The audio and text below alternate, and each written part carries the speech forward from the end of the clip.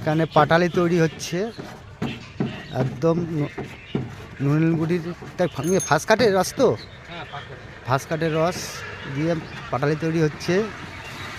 আপনারা যদি পাটালি নিতে ইচ্ছুক, পাঁচুরিয়া আবাদপাড়া ব্রিজি মোড়ে এসে পাশিরা খালে আড়াই পাবেন। এখানে প্লাস মিষ্টি রসও আছে ফাঁস কাঠে।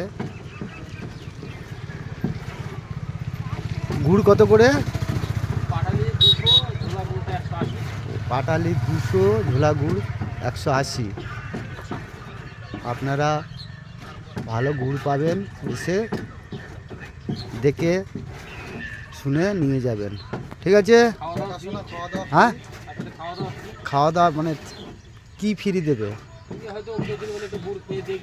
গুড় গুড় তো এমনি তো খেয়ে দেখে নেবে। আচ্ছা।